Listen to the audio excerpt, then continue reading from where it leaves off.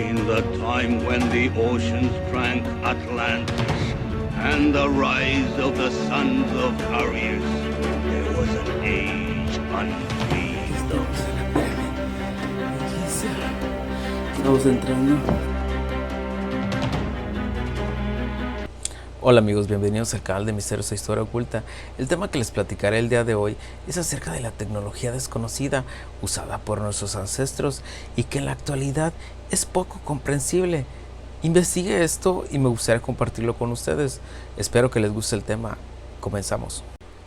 El significado de la palabra tecnología es la aplicación de la ciencia a la resolución de problemas concretos.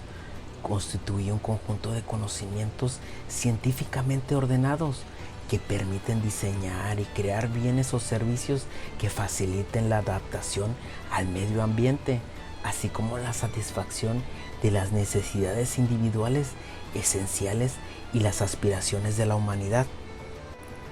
Aunque hay muchas tecnologías muy diferentes entre sí, es frecuente usar el término tecnología en singular para referirse al conjunto de todas o también a una de ellas en particular.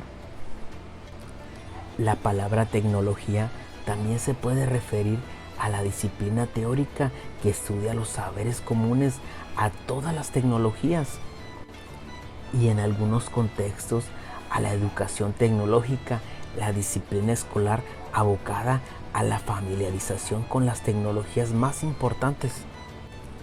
La tecnología en global es todo conjunto de acciones sistemáticas cuyo destino es la transformación de las cosas, es decir, su finalidad es saber hacer y saber por qué se hace. Desde tiempos prehistóricos, el hombre ha utilizado sus conocimientos para fabricar herramientas y máquinas para servir a sus propósitos, desde la rueda al ordenador, entre otros. En la prehistoria, el hombre descubrió el fuego y lo utilizó para obtener calor y cocer sus alimentos, y no tardó mucho en el uso para la iluminación de sus cavernas mediante las llamas. La luz solar se aprovechaba durante el día también. De este modo, la llama fue la primera manifestación tecnológica, una forma de iluminación artificial utilizada por el hombre. Se calcula que hace alrededor de unos 500,000 años se utilizó la llama para aclarar las tinieblas. Se encontraron restos de hogares y fogones en los que se utilizaba como combustible madera, carbón de leña y grasas animales.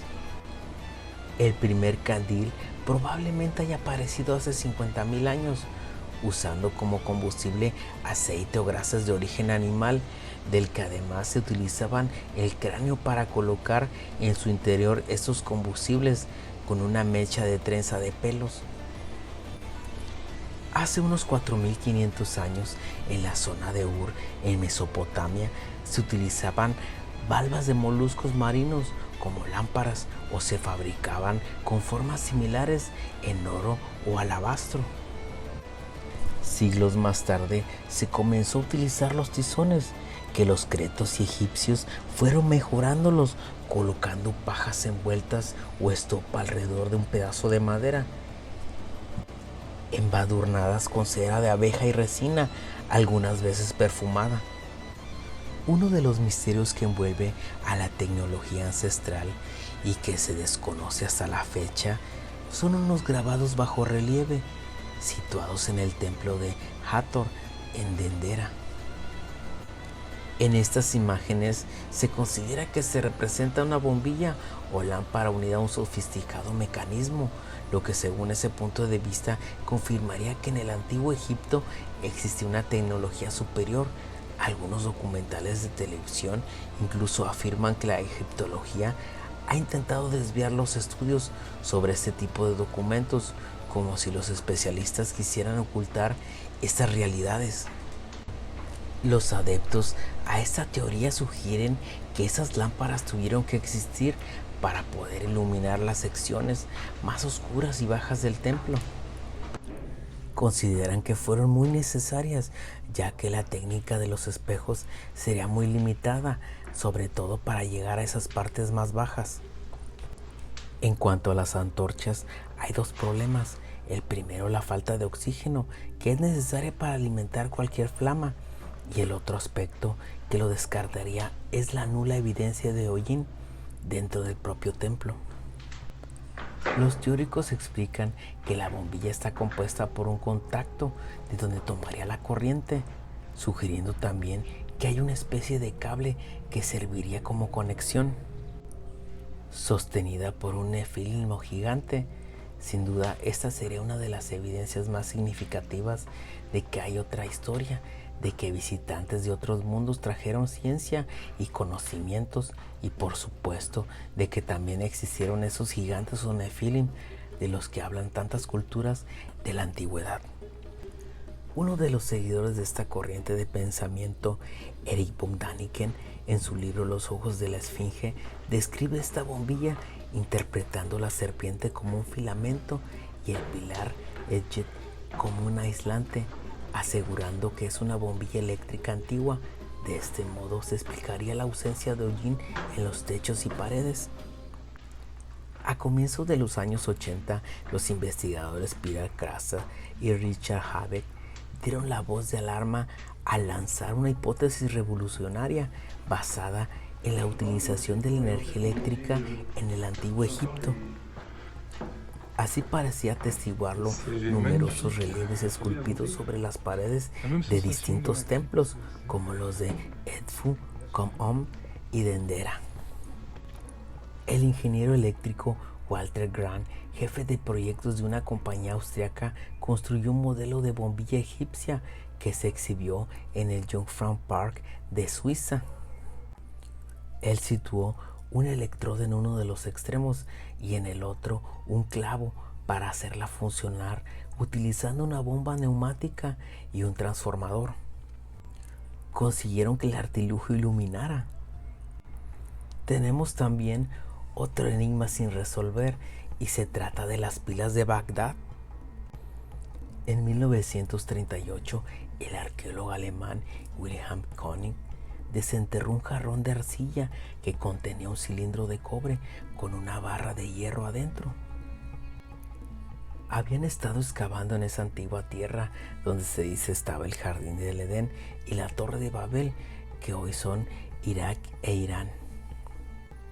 König trabajaba para el Museo Nacional de Irak y produjo un reporte del hallazgo proponiendo la hipótesis de lo que había encontrado en Rabú, en las afueras de Bagdad. Eran pilas eléctricas. Poco después de que el arqueólogo alemán publicó sus conclusiones, estalló la guerra y se llevó el recuerdo de su descubrimiento. Las piezas, de las que hay alrededor de una docena, se componen de 3 partes: un recipiente de arcilla color amarillo claro, un cilindro hecho de una hoja de cobre enrollada, fijado con asfalto a la boca del cuello del recipiente, una vara de hierro dentro de un cilindro. El recipiente que encontró König mostraba signos de corrosión y las primeras pruebas revelaron que un agente ácido como el vinagre o vino estaba presente. Para producir corriente eléctrica se requieren 2 metales con diferentes potencial eléctrico y una solución que transporte iones, conocida como electrolito, para transportar los electrones entre ellos. Las pruebas que hizo el arqueólogo, así como varias otras que se han realizado con réplicas en las décadas subsecuentes, confirman que las baterías de Bagdad pueden conducir una corriente eléctrica entre 0.8 y cerca de 2 voltios.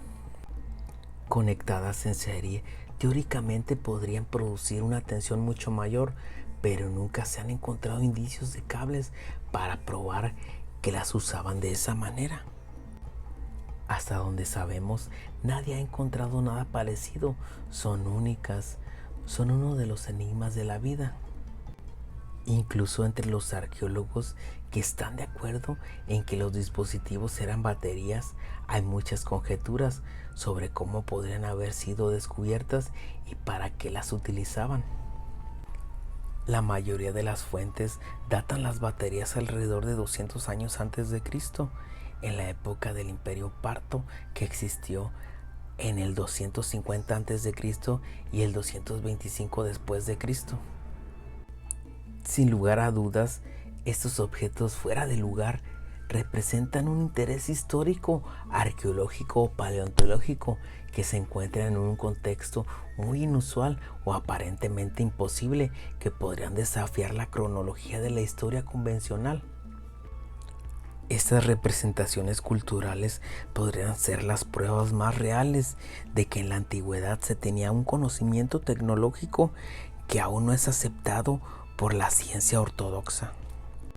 Si te gustó el video, no olvides suscribirte al canal y darle un like. Misterios e historia oculta.